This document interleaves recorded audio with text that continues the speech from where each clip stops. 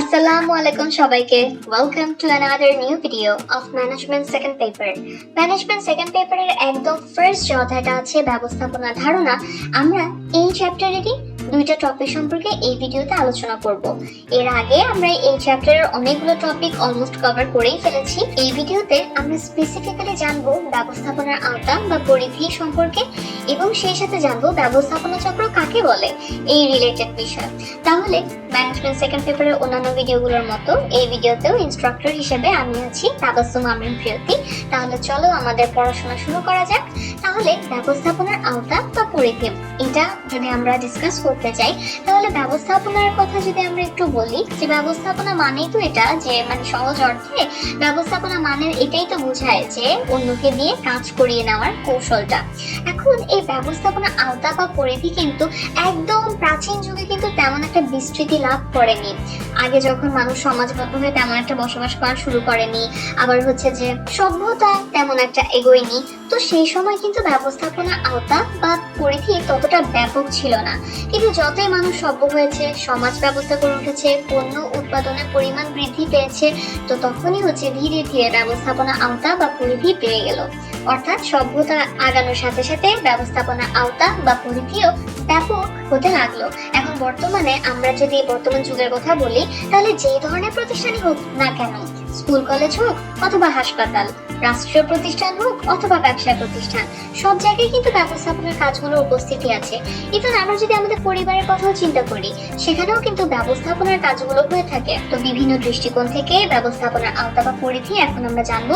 ফার্স্টে আসে হচ্ছে প্রতিষ্ঠান ভেদে ব্যবস্থাপনার আওতা। গ্রিক দার্শনিক সক্রেটিস বলেছিলেন ব্যবস্থাপনা সর্বজনীন, অর্থাৎ ম্যানেজমেন্ট ইজ ইউনিভার্সাল।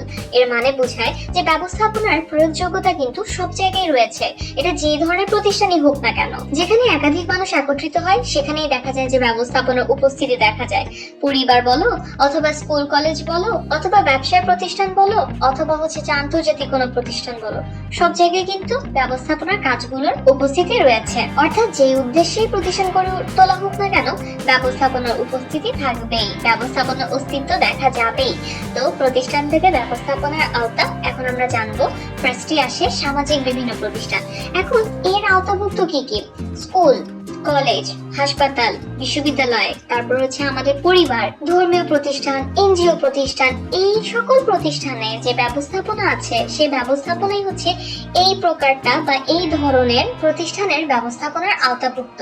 নেক্সট হচ্ছে রাষ্ট্রীয় বিভিন্ন প্রতিষ্ঠান। এর আওতাভুক্ত বলা যায় এই যে ইউনিয়ন পরিষদ, তারপরে হচ্ছে যে তোমার টেলিযোগাযোগ, ডাক, এরপর হচ্ছে রেল, বিমান, ওয়াসা, বাংলাদেশ ব্যাংক ইত্যাদি প্রতিষ্ঠানে যে ব্যবস্থাপনা আছে, তো সেগুলো হচ্ছে যে তোমার এই ধরনের প্রতিষ্ঠানের ব্যবস্থাপনার আওতাভুক্ত। নেক্সট হচ্ছে ব্যবসায় সংশ্লিষ্ট বিভিন্ন প্রতিষ্ঠান। এই ধরনের প্রতিষ্ঠানের ব্যবস্থাপনার আওতাভুক্ত কি কি? তো এর আওতাভুক্ত হচ্ছে কি, যেমন হচ্ছে ধরো তোমার বিভিন্ন ধরনের বড়, মাঝারি, ক্ষুদ্র কুটির শিল্প, এরপরে হচ্ছে খুচরা, পাইকারি, আমদানি ও রপ্তানি বাণিজ্য সংশ্লিষ্ট বাণিজ্যিক প্রতিষ্ঠানগুলো যে আছে, তারপর হচ্ছে ব্যাংক, বীমা, পরিবহন, আবার হোটেল, বিজ্ঞাপনী সংস্থা ইত্যাদি প্রতিষ্ঠানের ব্যবস্থাপনা হচ্ছে এই ধরনের প্রতিষ্ঠানের ব্যবস্থাপনার আওতাভুক্ত। আর নেক্সট হচ্ছে আন্তর্জাতিক বিভিন্ন প্রতিষ্ঠান। এটা হচ্ছে আমরা ইউরোপীয় ইউনিয়নের নাম শুনেছি না, এরপরে হচ্ছে জাতিসংঘ এবং জাতিসংঘের অধীনে বিভিন্ন ধরনের তোমার প্রতিষ্ঠান, এরপরে বিশ্ব ব্যাংক, এরপরে হচ্ছে আন্তর্জাতিক আদালত, তো ইত্যাদি প্রতিষ্ঠানের ব্যবস্থাপনা হচ্ছে এই ধরনের প্রতিষ্ঠানের ব্যবস্থাপনার আওতাভুক্ত। তো এ তো গেল প্রতিষ্ঠান ভেদে ব্যবস্থাপনার আওতা। এখন চলো আলোচনা করা যাক কাজের দৃষ্টিকোণ হতে ব্যবস্থাপনার আওতায় কি কি পড়ে। এখন একজন ব্যবস্থাপক কিন্তু প্রতিষ্ঠানের অনেক ধরনের কাজই কিন্তু করে থাকেন, তাই না? এখন একজন স্বনামধন্য ব্যবস্থাপনাবিদ যার নাম হচ্ছে পিটার এফ ড্রাকার, তার মতে ব্যবস্থাপনা বা ম্যানেজমেন্টের মাধ্যমে তিন ধরনের কাজ হয়ে থাকে যা হচ্ছে ব্যবস্থাপনার আওতাধীন বলে গণ্য। প্রথমত প্রতিষ্ঠান পরিচালনা। এই হেডিংটা থেকে কিন্তু মোটামুটি কাজটা সম্পর্কে বোঝা যায়, তাই না বলো? এখন এই প্রতিষ্ঠান পরিচালনা বলতে আমরা কি বুঝি? আমরা বুঝি যে একটা প্রতিষ্ঠানে যে নিয়োজিত উপকরণাদি আছে, বস্তুগত উপকরণাদি আছে, আবার সেই সাথে হচ্ছে মানবীয় উপকরণাদি আছে, তাহলে এই যে উপকরণাদি সেগুলোকে সুষ্ঠুভাবে পরিচালনা করা অথবা সেগুলোকে সুষ্ঠুভাবে নেতৃত্ব প্রদানকে কিন্তু বোঝায়। এখন একটা ব্যবসা প্রতিষ্ঠানের কথা চিন্তা করো তো, সেখানে কি হয়, যাতে অধিক মুনাফা অর্জন করা যায় সেই জন্য কিন্তু পরিকল্পনা গ্রহণ করা হয় এবং ওই পরিকল্পনা বাস্তবায়নের জন্য যে বাকি কাজগুলো ব্যবস্থাপনার আছে, ব্যবস্থাপনা প্রক্রিয়ার আছে, সেই কাজগুলো কিন্তু করা হয়। তাহলে এভাবেই প্রতিষ্ঠান পরিচালনা করার ক্ষেত্রে পরিকল্পনা গ্রহণ এবং সেই সাথে পরিকল্পনা বাস্তবায়নের সকল কাজই কিন্তু ব্যবস্থাপনার আওতাভুক্ত। নেক্সট হচ্ছে ব্যবস্থাপকদের ব্যবস্থাপনা। আচ্ছা, একটা কথা চিন্তা করো যে প্রতিষ্ঠানের অভ্যন্তরে কিন্তু বিভিন্ন স্তরের ব্যবস্থাপকরাই কিন্তু কাজ করেন, তাই না বলো?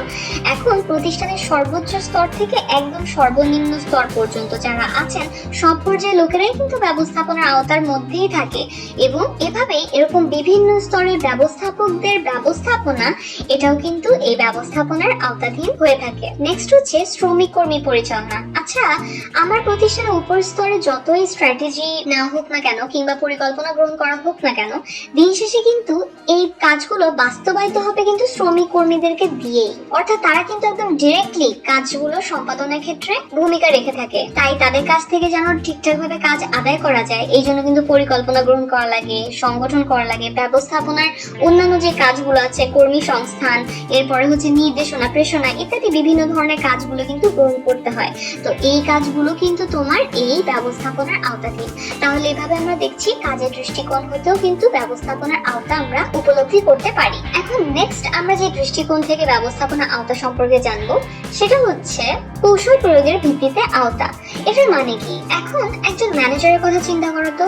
একজন ম্যানেজার তিনি কিন্তু বিভিন্ন ধরনের টেকনিক অ্যাপ্লাই করেন এবং তাকে কিন্তু বেশ কিছু কৌশল অবলম্বন করতে হয় বা হচ্ছে স্ট্র্যাটেজি তৈরি করতে হয় যাতে করে তিনি তার কাজটা ঠিকভাবে করতে পারেন এবং যাতে প্রতিষ্ঠান লক্ষ্যে পৌঁছাতে পারে। এবং হ্যাঁ, এই জিনিসটা তো আমরা সবাই বুঝি যে বর্তমানে যে পরিমাণ প্রতিযোগিতাপূর্ণ পরিবেশ, তো এই প্রতিযোগিতাপূর্ণ পরিবেশে টিকে থাকতে হলে তো অবশ্যই কিছু কৌশল অবলম্বন করতেই হবে, কিছু কৌশল প্রয়োগ করতেই হবে এবং সেই কৌশল প্রয়োগের জন্য কিন্তু এমনি এমনি কিন্তু করা যাবে না কৌশল প্রয়োগ, রাইট? অবশ্যই আমার তথ্য সংগ্রহ করতে হবে, এক্সপ্লেইন করতে হবে এবং সেই সাথে কিন্তু বিভিন্ন ধরনের কর্মসূচিও গ্রহণ করতে হবে যাতে করে আমি কৌশল প্রয়োগের মাধ্যমে প্রতিযোগিতাপূর্ণ বাজারে টিকেও থাকতে পারি, প্রতিষ্ঠান যাতে লক্ষ্য অর্জন করতে পারে এবং এই কাজগুলো কিন্তু এই ব্যবস্থাপনার আওতাধীনই। সেভাবে কিন্তু কৌশল প্রয়োগের ভিত্তিতেও কিন্তু ব্যবস্থাপনার আওতাটা আমরা বুঝতে পারি।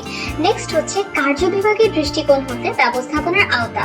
কার্য বিভাগ অর্থাৎ কাজগুলোকে ভাগ করে দেওয়া। প্রতিষ্ঠানের কাজগুলো যাতে একদম স্মুথলি রান করা যায়, একদম ঠিকঠাক ভাবে করা যায়, সুষ্ঠুভাবে করা যায়, এই জন্য কিন্তু এটাকে বিভিন্ন ভাগে ভাগ করে দিতে হয় কাজগুলোকে, রাইট? যেমন আমরা কিন্তু প্রতিষ্ঠানে বড় বড় ব্যবসা প্রতিষ্ঠানগুলোর কথা যদি চিন্তা করি সেখানে কিন্তু অনেকগুলো ডিপার্টমেন্ট থাকে, তাই না? অনেকভাবে কাজ ভাগ করার বিষয়টি গুরুত্ব পেয়ে থাকে। অর্থাৎ উৎপাদনের কাজগুলো হচ্ছে যে তোমার উৎপাদন বিভাগ দেখে থাকে, আবার বিক্রয়ের কাজগুলো হচ্ছে বিক্রয় বিভাগ দেখে থাকে। এভাবে কিন্তু কাজগুলোকে ভাগ করে দেওয়ার দরকার পড়ে। এখন কার্য বিভাগের দৃষ্টিকোণ থেকে যদি আমরা দেখি তাহলে কিন্তু উৎপাদনধর্মী প্রতিষ্ঠানে যে ব্যবস্থাপনা বা ম্যানেজমেন্ট সেটাকে বিভিন্ন ভাগে ভাগ করা হয়, যেমন হচ্ছে ক্রয় ব্যবস্থাপনা, বিক্রয় ব্যবস্থাপনা, শ্রমিক কর্মী ব্যবস্থাপনা ইত্যাদি। তাহলে এভাবে দেখো, এই যে কাজ ভাগ করার দরকার পড়ে প্রতিষ্ঠানে, এই কাজ ভাগের দৃষ্টিকোণ হতেও দেখা যায় যে প্রতিষ্ঠানের ব্যবস্থাপনাকে বিভিন্ন ভাগে ভাগ করা হয় এবং প্রতিষ্ঠানের কাজ ঠিকভাবে পরিচালনা করার জন্য যে কাজকে বিভিন্ন ভাগে ভাগ করা হয়, এই বিভাগগুলো পরিচালনা সংক্রান্ত কাজও কিন্তু এই ব্যবস্থাপনারই আওতাধীন। তাহলে এভাবে কিন্তু কার্য বিভাগের দৃষ্টিকোণ হতেও ব্যবস্থাপনার আওতা ব্যাখ্যা করা যায়। নেক্সট হচ্ছে স্তরভেদে ব্যবস্থাপনার আওতা। এখন ব্যবস্থাপনার কথা যদি আমরা চিন্তা করি তাহলে এটা কিন্তু প্রতিষ্ঠানে একদম উচ্চ স্তর থেকে শুরু করে নিম্ন স্তর পর্যন্ত সব স্তরেই কিন্তু ব্যবস্থাপনা উপস্থিতি রয়েছে এবং ব্যবস্থাপনার উপর স্তরে যেরকম থাকে প্রতিষ্ঠানের চেয়ারম্যানের মতো মানুষজন, মধ্য স্তরে তেমনি থাকে হচ্ছে যে কারখানা ব্যবস্থাপক বা বিভাগীয় ব্যবস্থাপক প্রমুখ ব্যক্তিবর্গ এবং একদম নিম্ন স্তরে থাকে হচ্ছে সুপারভাইজার যারা থাকে, মাঠ কর্মকর্তা যারা থাকেন ইত্যাদি ব্যক্তিবর্গ আর কি। এবং তাদের সবার কাজই হচ্ছে ব্যবস্থাপনার আওতাধীন। অর্থাৎ স্তরভেদেও আমরা ব্যবস্থাপনাকে ভাগ করতে পারি এবং এদের প্রত্যেক স্তরের কাজই হচ্ছে ব্যবস্থাপনার আওতার মধ্যে পড়ে। তাহলে এভাবে ব্যবস্থাপনার আওতা বা পরিধি আমরা ব্যাখ্যা করতে পারি। অর্থাৎ বিভিন্ন দৃষ্টিকোণ থেকে ব্যবস্থাপনার আওতাধীন বিষয়বস্তুগুলো কি কি সেই জিনিসটা কিন্তু আমরা এভাবে করে উপলব্ধি করতে পারি। এবং হ্যাঁ, আমরা কিন্তু বেশ বিস্তৃতই দেখছি ব্যবস্থাপনার আওতা বা পরিধি। তো এই তো ছিল ব্যবস্থাপনার আওতা বা পরিধি সম্পর্কিত কনসেপ্ট। এবার আমরা জানবো ব্যবস্থাপনা চক্র কাকে বলে সেই সম্পর্কিত বিষয় আশয়। এটা না আসলে অনেক ইজি একটা কনসেপ্ট। আমরা প্রিভিয়াস ভিডিওতে ব্যবস্থাপনার কার্যাবলী বা ব্যবস্থাপনা প্রক্রিয়া সম্পর্কে জেনেছিলাম। অর্থাৎ অর্থাৎ ব্যবস্থাপনা প্রক্রিয়ার মধ্যে কোন কোন কাজগুলো পড়ে ওগুলোর ডেফিনেশন ওই সম্পর্কিত আলোচনা আমরা ওই ভিডিওতে জেনেছিলাম। তো ব্যবস্থাপনা চক্র তেমন আর কিছুই না, ওই ব্যবস্থাপনা প্রক্রিয়ার যে কাজগুলো আছে সেগুলোরই একটার পর আরেকটার চক্রাকারে আবর্তিত হওয়া বা ঘোরাকে বোঝায়। হ্যাঁ, অর্থাৎ ব্যবস্থাপনা চক্র বলতে ব্যবস্থাপনা প্রক্রিয়ার অধীন যে কাজগুলো আছে, যেমন পরিকল্পনা, সংগঠন, কর্মী সংস্থান, নির্দেশনা। তো এই কাজগুলো মানে এই নির্দেশনা, প্রেষণা, সমন্বয়, নিয়ন্ত্রণ, এই যতগুলি কাজ আছে আর কি, এই সবগুলো কাজের চক্রাকারে আবর্তিত হওয়াকে বোঝায়। অর্থাৎ একটার পর একটা এভাবে চক্রাকারে আবর্তিত হবে বা হচ্ছে ঘুরবে, এটাই হচ্ছে ব্যবস্থাপনা চক্র। ইজি না? এখন ব্যবস্থাপনা প্রক্রিয়া তো অনেকগুলো কাজ থাকবে, এখন এই কাজগুলো কিন্তু একটা ধারাবাহিক প্রক্রিয়ার সৃষ্টি করে। অর্থাৎ এখানে অনেকগুলো কাজ তোমরা দেখতেই পাচ্ছ এবং একটার পর আরেকটা কিন্তু হয়। এখন ধরো আমি পরিকল্পনাটা খুব ভালোভাবে করলাম, কিন্তু আমি কর্মী সংস্থানের কাজটা করলাম না, তখন না আমার এই পরিকল্পনাটা ইভেনচুয়ালি কোনো কাজে দিবে না। অর্থাৎ ব্যবস্থাপনার যে মূল মোটিভ বা যে মূল উদ্দেশ্য সেটা কিন্তু তখন আর সাকসেসফুল হবে না। সো প্রতিষ্ঠানে হয় কি, এই যে ব্যবস্থাপনার প্রক্রিয়ার যে কাজগুলো এগুলো একটার পর একটা এভাবে হতেই থাকে। নিয়ন্ত্রণ কিন্তু ব্যবস্থাপনা প্রক্রিয়ার সর্বশেষ ধাপ, কিন্তু এটাই কিন্তু পরবর্তী যে পরিকল্পনা সেটার ভিত্তি হিসেবে কিন্তু কাজ করে থাকে। তো এভাবেই ব্যবস্থাপনার এরকম ধারাবাহিক কর্মপ্রক্রিয়া এবং এই অবিরাম আবর্তিত হওয়াকে বা ঘোরাকে এটাকেই বলা হয় হচ্ছে ব্যবস্থাপনা চক্র। অর্থাৎ প্রতিষ্ঠান যতদিন পর্যন্ত চলবে এই ব্যবস্থাপনার কাজগুলো ততদিন ধরেই একটার পর একটা এভাবে হতেই থাকবে। অর্থাৎ নিয়ন্ত্রণের মাধ্যমে যদি এই ধরনের একটা সিচুয়েশন হয় যে আমি আমার প্ল্যানিং একটা করেছিলাম, এখন এই প্ল্যানিং অনুযায়ী বাকি কাজগুলি আমি করেছি, কিন্তু এরপর আমি দেখলাম যে আমার প্ল্যানিং অনুযায়ী যা করার কথা ছিল সেটা আমি করতে পারিনি, নিয়ন্ত্রণে যদি সেটা ধরা পড়ে, তখন কিন্তু এই নিয়ন্ত্রণের মাধ্যমে আমি যেই ব্যাখ্যা বিশ্লেষণ পাবো বা হচ্ছে কিভাবে কাজ করলে পরিকল্পনাটা সফল হবে এই রিলেটেড ইনফরমেশন পাবো, এটাই কিন্তু আমার পরবর্তী কাজের পরিকল্পনার ক্ষেত্রে বিবেচনা করা হবে। তো এভাবেই কিন্তু ব্যবস্থাপনার কাজগুলো এভাবে চক্রাকারে একটার পর একটা হচ্ছে যে তোমার ঘুরতেই থাকবে। আশা করি আমি তোমাদেরকে এটা বুঝাতে পেরেছি। আরেকটু এক্সপ্লেইন যদি করি, ধরো প্রথমে হচ্ছে যে তোমার একটা পরিকল্পনা গ্রহণ করা হয় একটা লক্ষ্য অর্জন করার জন্য, নির্দিষ্ট লক্ষ্য অর্জন করার জন্য। এই পরিকল্পনার আলোকেই সংগঠন, কর্মী সংস্থান, নির্দেশনা, প্রেষণা, সমন্বয় সাধন এবং এই কাজ শেষে নিয়ন্ত্রণের কাজগুলো বা নিয়ন্ত্রণের মাধ্যমে যে সংশোধনমূলক পদক্ষেপ কি হতে পারে সেটা কিন্তু গ্রহণ করা হয়ে থাকে। পরে এই নিয়ন্ত্রণের মাধ্যমে যে নির্দেশনাগুলো পাওয়া যায় যে হ্যাঁ এই সংশোধনীমূলক ব্যবস্থাটা নিলে আমরা পরিকল্পনাটা বাস্তবায়ন করতে পারতাম, যে সংশোধনীমূলক বিষয়গুলো পাওয়া যায়, নির্দেশনাগুলো পাওয়া যায়, ওইটার উপর ডিপেন্ড করে পরে আবার পরিকল্পনা হচ্ছে যে গ্রহণ করা হয়। এভাবে প্রতিষ্ঠান যতদিন চলে ততদিন পর্যন্ত হচ্ছে ব্যবস্থাপনা প্রক্রিয়ার কাজগুলো এভাবে স্বাভাবিক নিয়মে আবর্তিত হতেই থাকবে। প্রতিষ্ঠান যতদিন চলবে ব্যবস্থাপনা প্রক্রিয়ার কাজগুলো সেভাবেই হচ্ছে যে তোমার আবর্তিত হতে থাকবে। তাই এভাবেই ব্যবস্থাপনা প্রক্রিয়া যে কাজগুলা এভাবে প্রতিষ্ঠান যতদিন চলে ততদিন ধরে হচ্ছে যেভাবে আবর্তিত হতে থাকে এবং এই আবর্তিত হওয়াকে চক্রাকারে ঘোরাকে আমরা ব্যবস্থাপনা চক্র বলছি। এখন লাস্টে একটা এক্সাম্পল দিয়ে ব্যবস্থাপনা চক্রের, ধরো একটা ব্যবসায় প্রতিষ্ঠান, ঠিক আছে, এখন তারা চিন্তা করলো যে তারা বছর শেষে 25% মুনাফা বৃদ্ধির লক্ষ্য ঠিক করলো। এখন এই লক্ষ্য নির্ধারণ করার পরে কি এই লক্ষ্যটা পাওয়ার জন্য কি কি করতে হবে সেটাও হচ্ছে যে নির্ধারণ করা হলো। এখন এভাবে হচ্ছে যে তোমার প্ল্যানিং করা হলো যে হচ্ছে যে তারা 25% মুনাফা বৃদ্ধির লক্ষ্য যাতে অর্জন করতে পারে। এখন ওভাবে পরিকল্পনা গ্রহণ করার পরে সেই অনুযায়ী কি কি কাজ করতে হবে এবং সেই সাথে প্রত্যেকটা কাজ রিলেটেড দায়িত্ব কর্তৃত্ব কি হবে, ক্ষমতা কতটুকু হবে, এই জিনিসগুলো নির্দিষ্ট করা হলো। এখন প্রত্যেকটা কাজের জন্য কোন মানের কর্মী প্রয়োজন সেই জিনিসটাও ঠিক করা হলো এবং যন্ত্রপাতি, কাঁচামাল এই সব কিছু জোগাড় করার পরে প্রয়োজনীয় লোক বলো হচ্ছে যে তোমার প্রতিষ্ঠানে নিয়োগ করা হলো। তারপরে হচ্ছে তাদেরকে নির্দেশনা দেওয়া হলো, কাজ ঠিক মতো হচ্ছে কিনা সেই জিনিসটা দেখা হলো, প্রয়োজনীয় আদেশ, উপদেশ, পরামর্শ দেওয়া হলো এবং সেই সাথে তাদেরকে মোটিভেশনও দেওয়া হলো যে যদি হচ্ছে যে কর্মীরা ঠিকঠাক মতো কাজ করতে পারে তাহলে তাদেরকে বোনাস দেওয়া হবে।